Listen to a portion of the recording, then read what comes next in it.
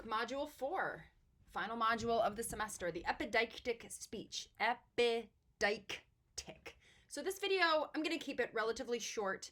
The speech is definitely a quality over quantity speech. So much like the self-introduction, it's on the shorter side. Because it's on the shorter side, you only need the one central idea and then all of the evidence to support it.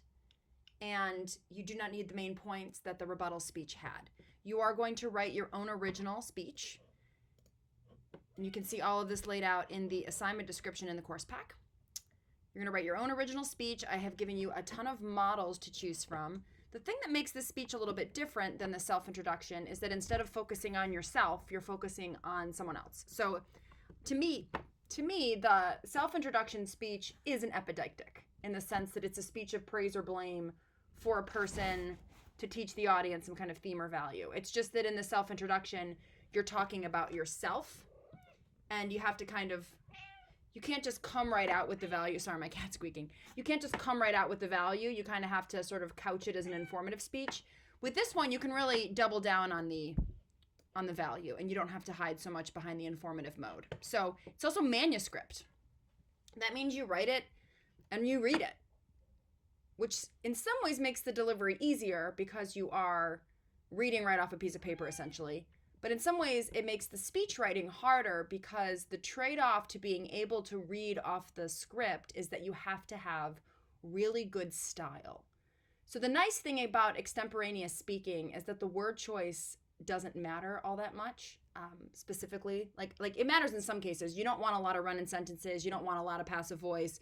You don't want a lot of verbal filler type language, a lot of excessive adjectives, over-explaining. You do have to be careful of that stuff. But because the delivery is very alive and you're making tons of eye contact and you're sort of speaking in the moment, people are a little bit more tolerant of casual language. If you're reading to them, your style needs to be really, really excellent. So this speech requires a lot of attention to your writing and your style.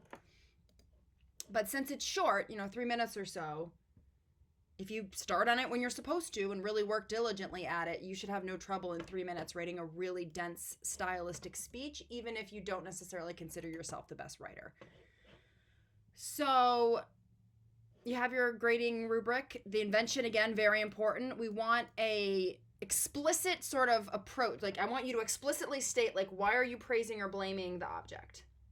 Okay, because that's what the definition of an epideictic speech is. An epideictic speech is a speech of praise or blame.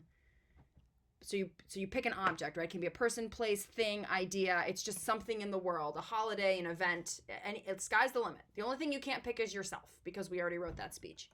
And then you praise or blame it to teach the audience a specific value. So I want to make sure that the central idea is explicit. I want to know exactly what the point of the speech is. I don't want it buried. The value, I want it clearly defined, developed, and overall I want it to have like a unique, unified perspective, meaning whatever you choose to say about your topic, whatever value you choose, needs to be insightful. It isn't something that I would have just automatically associated anyway, and it needs to be one value for the whole speech. We're not going to jump around to multiple values.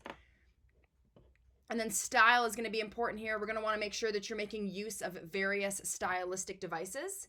And in terms of delivery, it seems like the delivery would be easy. You just stand up and read. No, not exactly. Manuscript delivery is still conversational. It's still well-paced. You want to minimize distractions. You still have to have lots of vocal energy. You need to make some moments of sustained eye contact. You can't read the entire time. So it really means you have to practice reading out loud a lot.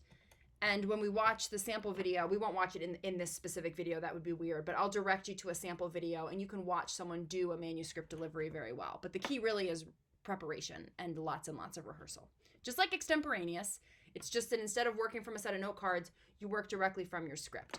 So you actually have a reading for this assignment, and I wrote it myself. And I'm not going to just kind of like repeat the reading. You can go through it at your own pace. But there is kind of a formula for the epideictic, which is nice. So first you need your subject or your topic. So, I don't know, let's say the post office, right, is your subject. I don't know. It could be really anything. Then you need to have the value that the subject represents. And you need to be either praising the subject for not having enough of a value that you want, or you either need to blame the subject for not having enough of a value that you want, or you need to praise the subject for demonstrating a value. So either way, you have to decide, like, what value is it that you're trying to teach the audience, and pick a topic that either has or does not have the value. And if they don't have the value that you want, you blame them. And if they do have the value that you want, you praise them. And that's a basic starting point. As we get more into it, you'll kind of realize that all speeches have some praise and some blame. They work together. But just for like a beginning point, it's important to focus on one or the other. And then you can choose whether or not there's an occasion. So in some cases, there's a very specific occasion. There's an anniversary, someone is graduating. But sometimes you just kind of stand up and do it. So not every epideictic has to have an occasion, but some people choose to have an occasion. If you look over to the module 4 on Canvas, you'll see that I have the assignment description laid out for you to look at. And then I have a lot of samples. This speech, for some reason, people always seem to do really well at it, so I have so many samples. A few of them that I've listed, though, is just kind of like a straightforward toast, a speech of appreciation. This is sort of just a classic, like, I praise this thing for some reason, and you can watch that. This is a roast. So all a roast is basically a speech of appreciation done as a blame. So when we say someone is toasting someone, we mean that they're praising them. When we say someone is being roasted, we typically mean that it's a speech of blame that's also just done sort of comically. So those are kind of like sarcastic, ironic speeches. There are just straightforward speeches of criticism. We call those polemics. Those are just speeches where you straight up stand up and you're like, yeah, this is not okay what you're doing, or this does not represent the kind of value that I think is important. So those are just straight up criticism speeches. This one is a roast actually done in a character. So the person who's doing this is pretending to be a woman at a nursing home who stands up on bingo night and basically criticizes her entire group of bingo, like, fellow old people for kind of giving up on life and losing their curiosity, right? So you can do them in character. Sometimes people do. You can make up a scenario. I had one once where a student pretended to be a janitor at a really, like, rich, like, law office or something. And in the middle of a boardroom meeting, he, like, stood up, the janitor, and just gave a speech about how, like, shitty rich people are because they take for granted the working class. Again, it's kind of in character. He didn't have, like, an accent or anything. He just sort of created a scenario. You're welcome to do that. This is a very creative speech. Have fun with it. And then there's another straightforward roast or speech of blame, which, again, we also call those polemics. Sometimes they're funny, sometimes they're not. You don't have to be funny, but some people like to. Then there's a reading. So here's your reading that you can actually just read through, and it guides you through all the different ways to write an epideictic speech. What exactly is the epideictic? How do you find a value for it? And there's a little reading about how to do manuscript delivery. It's not super long because, again, at the end of the day, it's really about really good writing. So as you're writing your script, just like any other script, you should be saying it out loud. So as you're writing sentences, say them out loud to see how they sound. Because if they sound really long and kind of rambly, and you notice you're repeating yourself and you're having trouble staying focused on the sentence, or you're running out of breath, the sentence is too long. So you got to be speaking out loud. And those are pretty much your prep materials in addition to this video. So you read through, and one of the things you're going to notice is that there's a real focus on the value claim here. We are picking this up from Module 3 when we talked about the different types of claims in stasis theory. We talked about definition, fact, value, and category. Your thesis or central idea statement for your epideictic speech is just the value. It's a value claim. So when we say you're making a value claim, we're saying two things. One, you are saying that the topic or subject that you choose does or does not represent a certain value. You're also making the argument that a certain value is important for people to appreciate. So you're making kind of two arguments. The fundamental, most important argument is that you're choosing a certain value that you think more people should either have or not have, right? Depending on if you want to take a praise or blame approach. And then the easier argument, that's not even really an argument, is just attaching the value to a certain subject. So there's a section called Finding Your Subject's Value.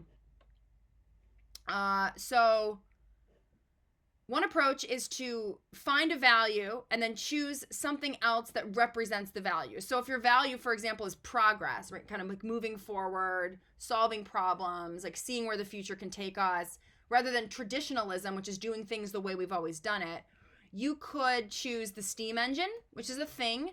You could choose Google headquarters, which is a place. You could choose the That conference, which is an event that represents progress, or you could choose Nikolai Tesla. So any one of those objects or subjects is fine. to demonstrate the value of progress. The hard part really isn't proving that Nikola Tesla represents progress. The hard part is turning progress into a value that I want. So in some cases, you're being persuasive. So it's hard to say that this is not a persuasive speech, because it still is persuasive. All speaking is persuasive, because you have to persuade the audience that this value is important. It's something that they should prioritize.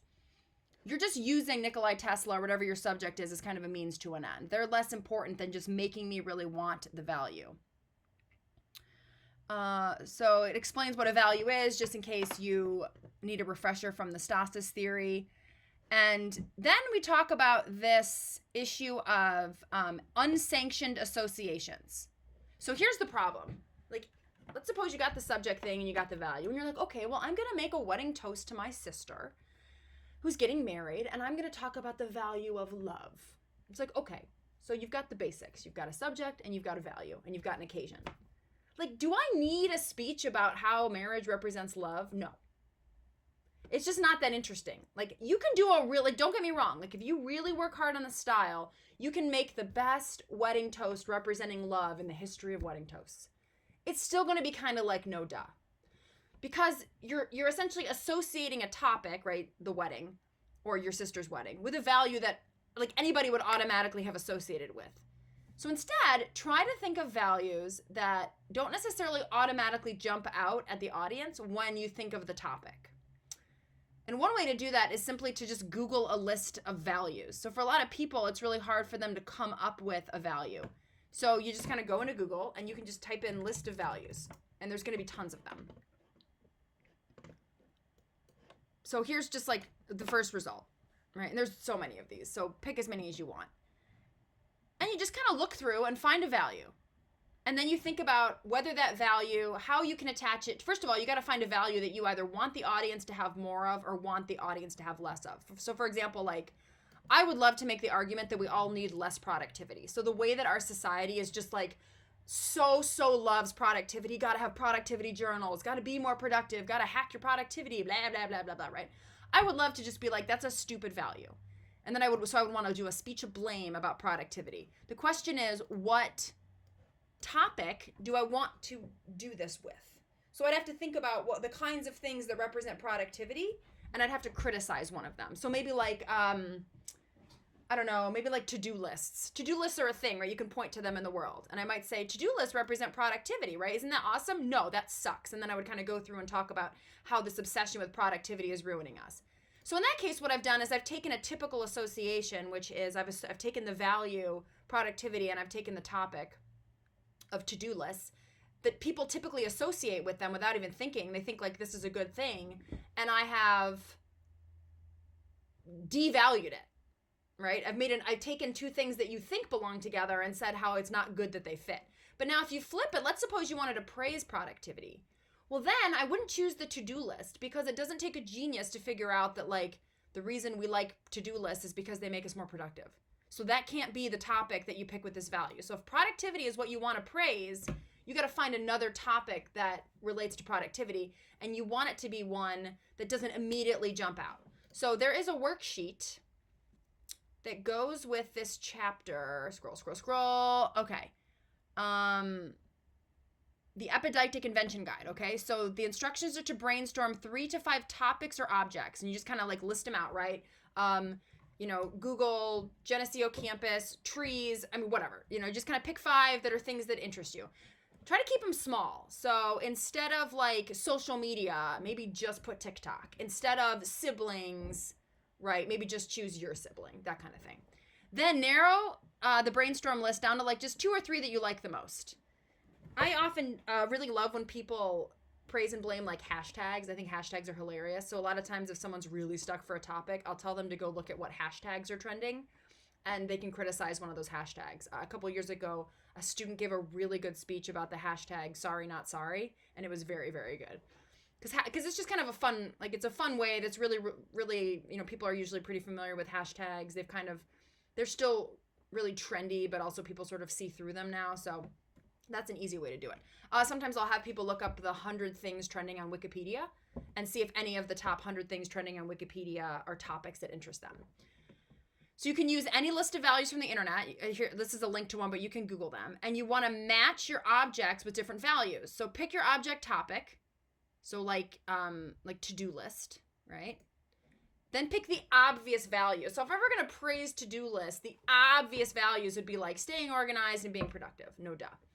Then think about what values are like unsanctioned, meaning these are not values that when you say you sanction something, it means you like put restrictions on them. So this is one that's not restricted. So you kind of go through if to-do list is our topic, do we want to praise them for recreation somehow?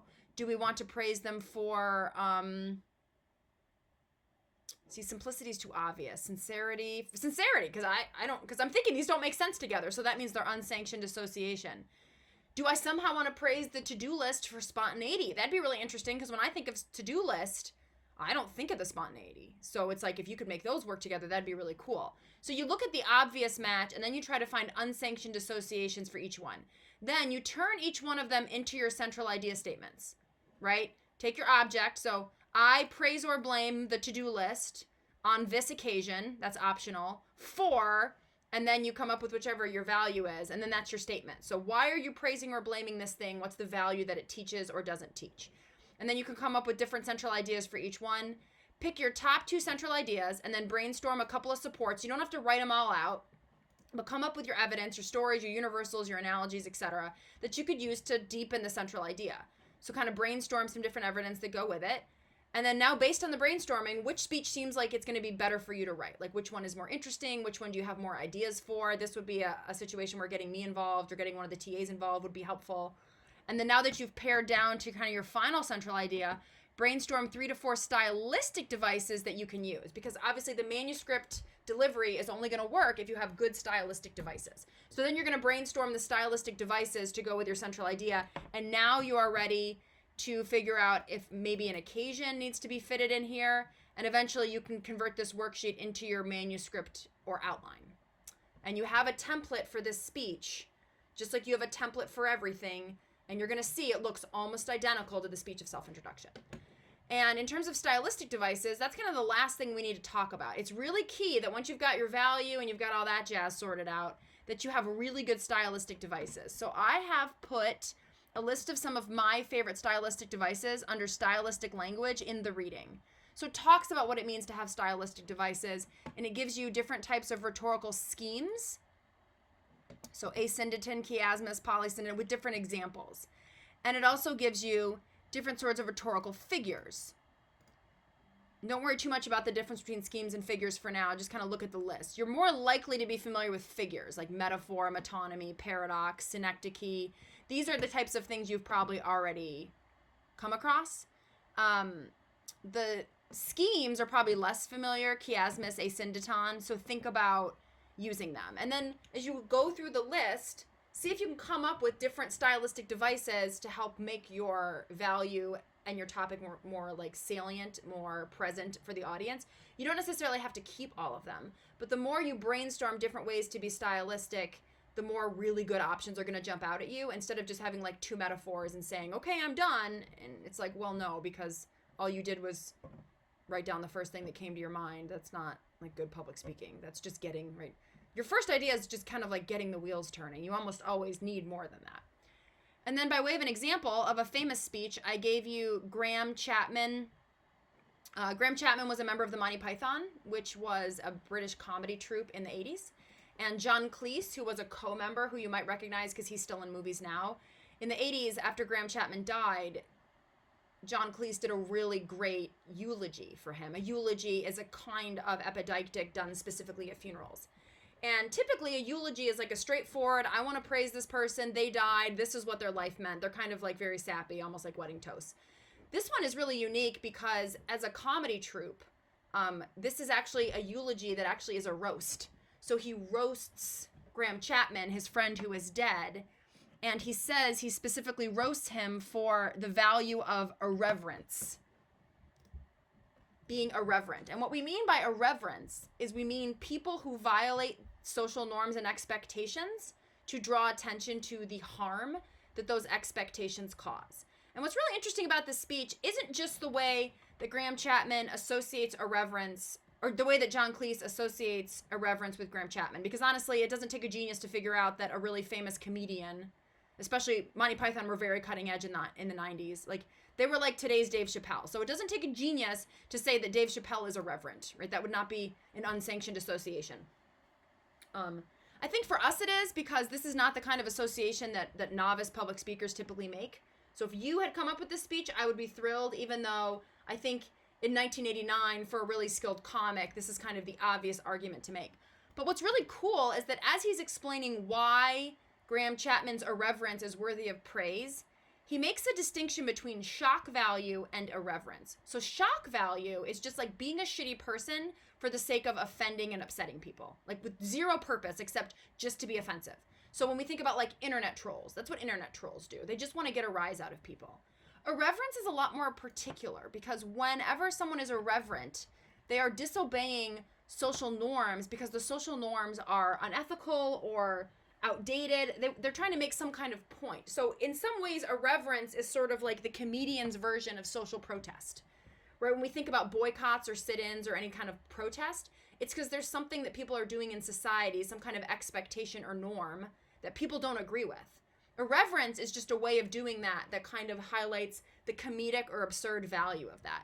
And so you can actually read through, because what I've done in italics is I've gone through the different parts of the speech, and then after it I've kind of like explained what happens in this section. And then there's another part that's in italics, and then I explain, and I'll even explain different stylistic devices. So when he says something, I say it's an example of periphrasis. And then there's another part that's an example of prosopopoeia, which is another stylistic device. So you'll actually learn about different stylistic devices as you read through the eulogy, and it's not incredibly long. And the last thing I want to point out is that there's this really important part at the very end of the speech where, okay, so so this is the very end right here. And this is what Cleese says. "It is magnificent, isn't it? You see, the thing about shock is not merely that it upsets some people," right? So the thing about shock, because he's been talking about shock this whole time, is not that it upsets some people, I think. I think that it, meaning shock, gives others a momentary joy of liberation. So see how the value is kind of like the value. So the value here is like a certain kind of liberation, right? That's the difference between shock value and irreverence. Irreverence provides a kind of liberation from arbitrary social rules, whereas shock is just like offensive for no reason, right? "It gives others a momentary joy of liberation, as we realized in that instant that the social rules that constrict our lives so terribly are not actually very important." And so then I explain how this closing passage, I call this closing passage the explicit turn to value. So let me type that out real quick. I don't know how to add text to this, right? So explicit turn to value. You need to make the explicit turn to the value toward the end of your speech. So notice that none of this is about Graham Chapman. This whole part, it's about specifically and explicitly the value. What does it mean? How does John Cleese use that value or that word in a way that maybe we're not used to hearing it? Because again, I don't want you to just stand up there and be like, love, love, love, love, love, love. Like, what does love mean? How is your perspective on love unique? Like, what are you doing with the value to make it more interesting, more unique, more insightful? So by the end, I'm really thinking about this value, really contemplating it. I'm not just like, oh yeah, another speech about love. So he really takes time in his own words to explain how he's thinking about irreverence. And this isn't the first time he's done this either. He spent the whole speech building up to this moment. But he's very explicit in the beginning what the point of the speech is. So he has a very clear central idea. So here's the beginning, right? And he says, "And the reason I think I should say this is he would never forgive me if I threw away this opportunity to shock you all on his behalf, anything for him but mindless good taste." So there's the thesis, right? Essentially what he's saying is, I praise Graham Chapman, who has died, because he represented the value of irreverence. Or put a different way, because he refused mindless good taste. So the opposite of irreverence is mindless good taste. And that's very clear. The central idea is immediate. And then the supports and the stylistic device build throughout the speech until finally we, the audience, are ready to process the very unique way that this speech is making us think about shock value. So he does that at the very end, and then there's a very brief, Gray, that's his nickname for Graham Chapman. He can't do that for us anymore. He's gone. He's an ex-Chapman, which is some British people say this like they're ex something. It's like a British slang thing. All we have of him now is our memories, but it will be sometime, right? So it's just kind of a cute, sweet little wrap up. But this is not nearly as important. Just kind of like the feelings and the nostalgia he has for his friend is not as important as the specific turn to value. So you got to make sure that the specific value, and I explain that to here. I then explain what we mean by explicit turn to value. And then I have a couple other sample speeches here. I have a sample wedding toast that's kind of like, it's a good, as far as a wedding toast go, it's a little generic, but it's solid. And I think for some of you that are really afraid to take a risk on this speech and you kind of want to play it safe, you can still do a really lovely stylistic job with a very safe value claim. And then I also have this Toast to 21 Pilots that I think is a really great attempt at sort of a speech of appreciation written by a student. And this is something that you can read through. It's not perfect. If we had, when we're in class, if we have actual face-to-face time class, then one of the things we do is we critique where this speech succeeds and fails. But it's a nice beginner attempt. And then I also have a little exercise for you. If you want to practice making unsanctioned associations, you can do that. But honestly, the best thing to do is just go ahead to your worksheet and find topics that you actually like, that you're actually interested in looking at, and then practicing those unsanctioned associations using a list of values. And then once you're done with that, you can read about manuscript delivery. Just remember, it's about conversational reading, which means you got to write while you're talking out loud, right? Got to do them both at the same time. And then when you're ready, you got to draft that early draft of the manuscript. There's going to be a template available for you. You can use the samples just like normal, and make sure you submit it for feedback. All right, especially if you're one of these people that really relies on excellent delivery to kind of save the fact that you didn't maybe work as hard on the speech as you wanted. This is not a speech where the content of this speech speaks for itself. So you really have to have really tight, solid content, because you can't hide behind kind of your like razzle-dazzle delivery. So make sure you get a draft in for feedback. It's going to be incredibly important on this speech. Good luck, and I'm really excited to see your Epideictic speeches to finish up the semester.